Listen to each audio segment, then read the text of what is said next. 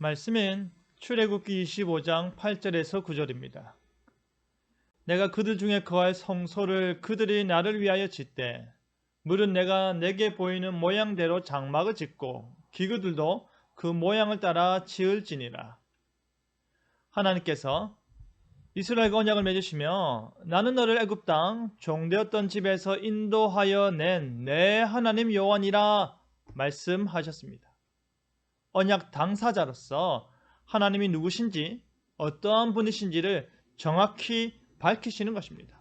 그리고 하나님께서는 그들에게 십계명을 비롯한 율법을 주시며 언약 백성인 그들이 무엇을 순종해야 하는지 일러주신 뒤에 그 언약과 율법의 지침을 수행할 장소로 성막 제도를 주셨는데요.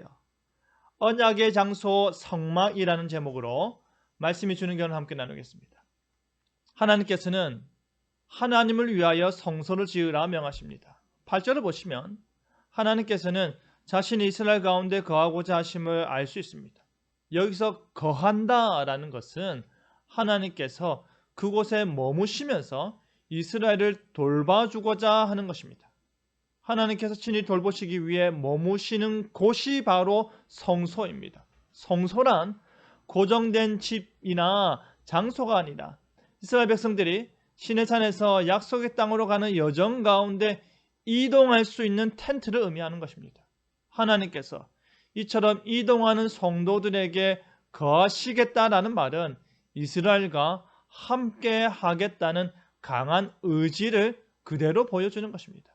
신약 시대에도 성전은 단순히 웅장하게 세워진 건물만을 뜻하는 것이 아니었습니다. 예수님께서도 이 성전을 헐라 내가 사흘 만에 일으키리라 하시며 자신의 몸을 성전으로 가리키셨고, 사도 바울도 교회 성도들을 가리켜 너희는 하나님의 성령이 거하는 전인지 알지 못하느냐라고 말하며 고정된 건물이 아님을 분명히 나타내었습니다. 이사야 선지자도 하나님께서 사람의 손으로 만든 집에 단순히 거하시지 않음을 분명히 말하였습니다. 하나님께서는 특정 장소에 머무시는 것이 결코 아닙니다. 하나님께서는 성령과 진리로 예배하며 하나님의 마음에 합당한 그의 백성과 함께 계시며 성령이 임재하시는 성정된 신자 안에 거하시는 것입니다.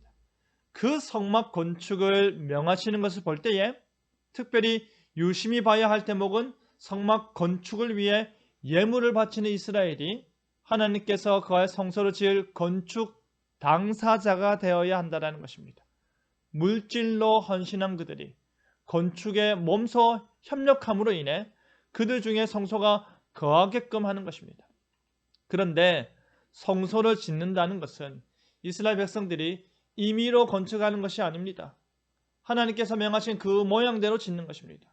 9절을 보시면 하나님께서는 이제 자신의 성소를 어떻게 만들지에 대한 지침을 주시며 성막에 들어갈 모든 기구들에 대한 정확한 규격을 말씀해 주십니다. 이것이 말하는 바는 성막 자체가 신적 기원을 가진다는 것입니다. 다시 말해서 성막과 관계된 모든 기구들은 하나님께서 계획하신 것이고 결코 인간이 계획하거나 고안한 것이 아니다라는 말입니다.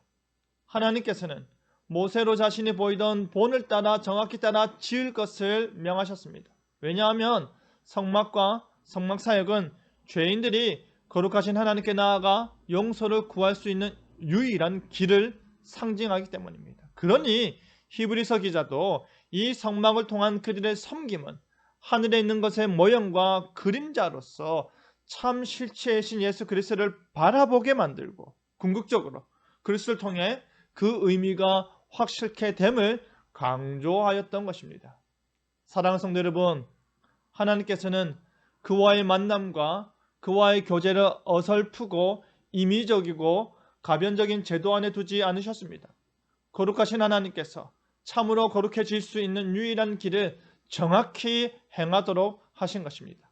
하나님을 위한 성소는 결국 이스라엘을 위한 은혜의 장소요, 만남의 장소가 되는 것입니다. 우리 역시도 성령님이 거하는 전으로서 하나님의 명령대로 명령을 따라 그리스도의 본을 따라 거룩한 사람으로 하늘에 속한 사람으로, 위의 것을 추구하는 사람으로 지어져 가야 할 것입니다. 하나님을 위하여 거룩한 전으로 살아가 하나님의 거룩한 임재가 우리 삶 속에서 아름답게 이루어지는 저와 여러분 되기를 간절히 바랍니다. 아멘.